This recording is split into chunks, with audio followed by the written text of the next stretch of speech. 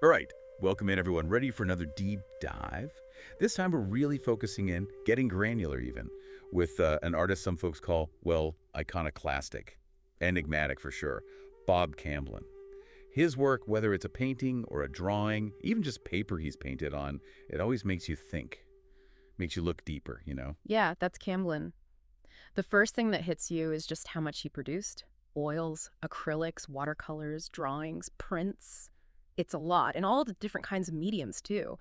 But then, even with so much work out there, his pieces are hard to find. People want them, they're sought after, which just adds to the mystery, I It guess. does, doesn't it? So using what we've got here, all these sources you've been kind enough to pull together, we're going to try to make sense of it all, see if we can find the through lines, the interesting bits, anything that helps us understand Campbell the man, Campbell the artist, maybe even get a glimpse of his philosophy, quotes, biographical stuff, histories of his exhibitions, people talking about his work. It's all here. And we can't forget about that connection to Zen and the art of enlightenment. Having Camblin's drawings in those books, it feels deliberate. Like he's trying to show how visuals and philosophy can kind of talk to each other, asking big questions in different ways. Absolutely. Okay, so let's rewind all the way back. Bob Camblin, born in Oklahoma, 1928. Seems like art was just part of the air he breathed, right? Yeah. Mom and dad, both artists. Yeah, you could say that. And even in high school, there he is, art director for the yearbook Cattails.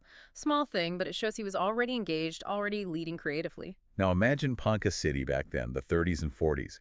Completely different world. Marlin running things, no TVs yet. It's this mix of the ordinary, right? Mailman walking his route, milk on the doorstep, and then, boom, this grandeur. Grand Avenue bustling, the oil money everywhere, Marlin's estate looming over it all. That push and pull, the normal and the spectacular, it probably got into his art somehow. And then you have The Wizard of Oz coming out in 39, huge impact on him, supposedly. Mm. It really makes you wonder how those early visuals stick with an artist, how they pop up later on. It does, yeah. And he wasn't alone in all this. In high school art class, he hits it off with Forrest Harrisberger. Good vibes is all it took, and they were friends for life. Decades. And get this, they both end up serving in the military, then using the GI Bill to go to the Kansas City Art Institute together, KCAI. After the war, that bill helped a lot of artists get started. No doubt. Now at KCAI, Camblin gets this reputation. Hmm. Reads constantly, even during class. Emerson, the I Ching, all that, but also haiku and haiga. Can you tell us a bit about haiga? Why would that grab Camblin's attention? Haiga, they're like little artistic snapshots almost. Paintings, usually done by haiku poets, capturing these small but profound moments, everyday things. You see that in Camlin's work too, the ability to make something simple, a line, a shape means something bigger. So even early on, you see this interesting tension in Camblin. He's got this Western individualistic thing going on, but he's drawn to Eastern philosophy, all about interconnectedness, the beauty of things that don't last. That back and forth, it's there in his later work too. I can see that. Yeah. And then, kind of randomly, he and Harrisberger end up in the Air Force Reserve, all because of a pilot roommate. Leads to active duty in Korea, but even there, they're sketching the California coastline. Talk about dedication. Right. Art wasn't just a hobby, it was how they saw the world, even in a war zone. So military's done. Camblin finishes at KCAI. Then, the big one, Fulbright scholarship, off to Italy. He called it his real-life Emerald City Oz. Pretty telling image. He really dug representative art over there, and impressionism too. Think about it, the bright colors, the light studies that Monet did, Yeah. but also the dreamlike imagery, which we'll get to later. Italy's been a game changer for tons of artists. For Camblin, it was like he soaked it all up. The Uffizi Gallery in Florence with all those Renaissance masterpieces, and then the Capuchin Catacombs in Palermo with those preserved figures. Powerful stuff. That gave him these abstract, figurative mummy images that keep showing up later on. All that classical art, then facing death head on in those catacombs. It set up this tug of war in his work. Representational versus abstract, beautiful versus kind of creepy. It's all there, kind of like that Eastern philosophy thing we talked about. We can see those Italian years in some actual pieces too. The Birth of Venus. Yes. There's a KPFT radio connection there. In Houston, which is weird. And Flora, he took inspiration from Botticelli's Primavera, but snuck his own little images in there too. It's like he's having a conversation with art history, but also messing with it, adding his own symbols in. He's not just copying the old masters, he's remixing them, his own visual language. And this is when people started noticing him. Shows at the Chicago Art Institute, the 62nd American Paintings and Sculpture exhibit, that's a big deal, and international ones too. Making a name for himself, but got to pay the bills, right? Yeah. Back in the States, First job's a map maker for TWA. Interesting use of his skills. Doesn't last, though. Then he's teaching. All over. Ringling, Illinois, Detroit, Utah. Sharing what he knows, keeping his own art going at the same time. Teaching, it can really push an artist. You got to explain your ideas, work with the next generation coming up. But in Utah, at the university, that's where he started feeling held back creatively. Big change coming up. And that change brings him to Rice University, here in Houston. Looking for a place where art can breathe, be itself. And it sounds like he found it in Texas. Around this time, his St. Bambola series starts up. Very personal stuff, like he's shedding his old self. He said he wanted to turn off my myth-making machine and extend the evolution that stopped with the Cicada series. His motto, then, me first. That me first idea, it says a lot. He needed to find himself artistically, put his own creative needs first after feeling boxed in. It does, a real turning point, saying I matter to his own art. And even with all that going on inside, he's still exhibiting like crazy down here in Texas. Connected to the art world, but on his own terms. And he had some strong opinions about galleries and museums. Thought they were just showing the artist's old mistakes. Said an artist should control how their work is seen. Even suggested making art for a month, then showing it right there, right then. Interesting way of thinking about it. He wanted that connection to be pure, artist to artwork to viewer, the whole thing, not just the pieces on the wall. And how he talked about the art game, it was so simple. Faith, good work, that's it. He called challenges stepping stones, not stumbling blocks. And he put jars of water in his paintings to show that. Reframing problems, seeing them as chances to grow. That image, the water clearing so you can see the path, it's powerful. He believed in clarity and sticking with it in the creative process. Then in '67, the scarecrows start showing up. Big series for him. Said he got the idea from Dog Ears by Günter Grass. But these weren't just any scarecrows. They were about spring coming back, life speeding up. Then he throws in myths, legends, all kinds of transformations. Lobster shells, puppets, larva shells. The scarecrow, it's both protector and vulnerable. Perfect for how Camblin looked at the cycles of life, the masks we all wear. It is, yeah. And later on, he starts calling them sculptors. Like he was saying, words can get in the way of experiencing art.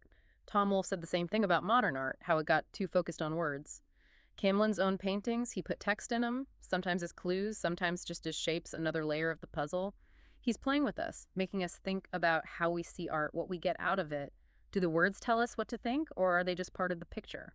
Exactly. And that puzzle idea, it was key for him. He wanted us to figure his work out, even put in data problems, codes, traps on purpose to make us dig in, discover things for ourselves.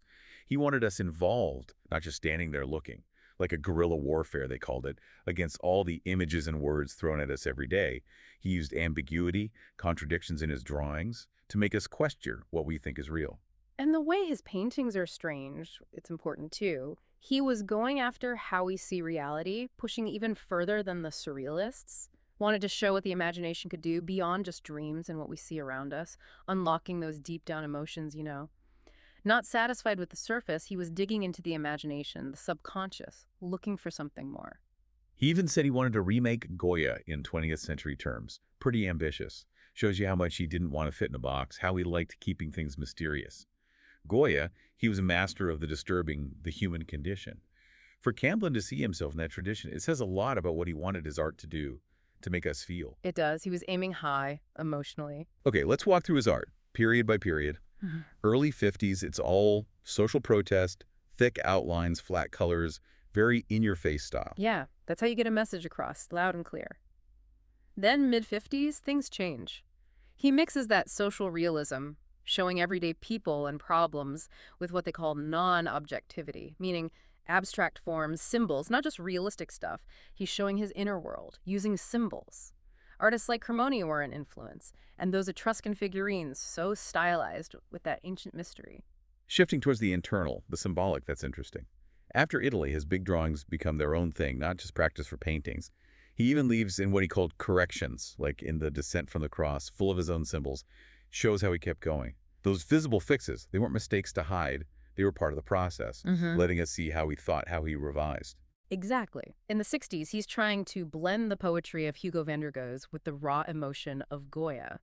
And he starts using paper that ages, turns these subtle beige tones over time. A series of masks, that's from this time, more muted colors to match his drawings. That mixing of styles, it's classic Camblin, always pushing for new ways to show complex ideas, feelings. And then Houston in the 70s, wow, he was producing so much art then. He took everything he'd learned, Impressionism, Surrealism, Cubism, mashed it all together to create these mystical, subjective experiences, wanted to blow our minds, they said. Drawings got even more cryptic, lots of life cycles, transformations, and this enigmatic search for life's mysteries, that's what they called it. Lots of Freud under the surface, those unsettling dreamscapes like De Chirico painted, and the intense, sometimes grotesque religious stuff that Grunewald did. Puppets, scarecrows, skulls, murky water, it's all there, creating this visual language that's both unique and kind of disturbing, hinting at deeper stuff. Psychology, existential questions, all that. It is. And by the 80s, he's weaving drawings and watercolors together, creating these surfaces that look deep, like there's something hidden underneath. It's for those viewers who look past the obvious traps he sets, who see the subtle skill in his drawing. He wanted us to really see, not just glance. That surface hiding something deeper, it's key to his later work, making us look harder, pay attention. Now, Camblin wasn't just doing his own thing. He teamed up with Earl Staley and Joe Tate here in Houston, formed B&E Productions. They put on these crazy shows, like the Tattoo Show, really focused on the act of making art, the process. Yeah, collaboration, the process over the finished product even. It was a big deal in the Houston art scene then. And get this, they believed in putting the ego aside, signed a lot of their work anonymous. Pretty radical. The holding firm time, it was almost rebellious. Rented a house, did all this unpermitted construction, their collaborative drawings, paintings, and those object-based shows, Joe Tate's Backyard, the camping show, they must have been wild. They were experimenting, pushing boundaries, not just with art, but with how art fit into the world, the art world itself. But Camblin starts feeling disconnected from teaching at Rice, eventually leaves. Holding firm breaks up in 74. Then 76, he goes nomad, sells his art to travel, goes all over Italy, France, Ireland, Mexico, South Pacific, living that artist life, always searching for new experiences, new inspiration. Leaving the academic world, hitting the road, it shows you how committed he was to art. It came first, even if it meant breaking the rules. Later on, divorced, he ends up in a small studio on Waugh Drive here in Houston. His friend Earl Staley called it a treasure tableau, a wizard's den, just crammed with stuff he collected, traded for. You can picture it, his own little creative world. It sounds like that studio was part of his artistic mind, filled with stuff that sparked ideas and ended up in his work. It does. And then there's the Mr. Peanut thing. He starts using a Mr. Peanut costume or the shell of one and signs his work anonymous, then stops selling altogether, even giving it away. His relationship with the art market, his own identity as an artist, it's changing. Going anonymous, then dropping out completely. It's like he was detaching, going inward. Eventually, he meets Nancy. They move to Oregon, then Louisiana. Loses touch with his Houston friends. He did come back to Houston once, briefly, before he passed, but it sounds like it was awkward, like he'd put distance between himself and his past. Some folks here tried to get a museum show together for him after he had a stroke, but it fell through. There was a show at a frame shop to raise money for him and Nancy, though, and they say there might be a ton of great art still in his estate. Who knows what's out there? His last years, it seems like he stepped back from the art world after a life of intense creativity. Now, to get to those aha moments for you, let's look closer at some of Camblin's work, some themes that pop up. There's this watercolor, October moon. It's peaceful, a landscape, water, trees, a wooden fence, someone hiding almost, and this strange sculpture in the water. Seems important for understanding what he was all about. It does, yeah. And that sculpture, that's the thing. One person said it's this quiet mystery, like how the mind is still in meditation. Water, that's a big deal in Zen, represents the mind when it's clear. No attachments, no distractions. Even the fence, obviously man-made, a boundary. It doesn't mess up the harmony of the picture. It makes you think about the barriers we build, physical and mental, how they relate to inner peace. Right. And that connection to hexagram 8 and the I Ching holding together, it fits in here too. It's about unity, support, things working together, the painting, the water, the trees, their reflections, that figure, they're all connected, supporting each other. The sculpture in the water, maybe it's humanity trying to be part of nature without dominating it, like the Taoists say, finding harmony by fitting in, understanding. The whole painting, it encourages you to just experience it, except that not everything is clear-cut. Peaceful, but with a little mystery, just like life. Someone in a book review called Camblin's Drawings, Paradoxes Made Visible, Blueprints for Ideas, Riddles Disguised as Structures, which I think is spot on. That feeling of seeing something familiar but totally strange at the same time, it makes you want to understand more, without getting bogged down in complicated stuff.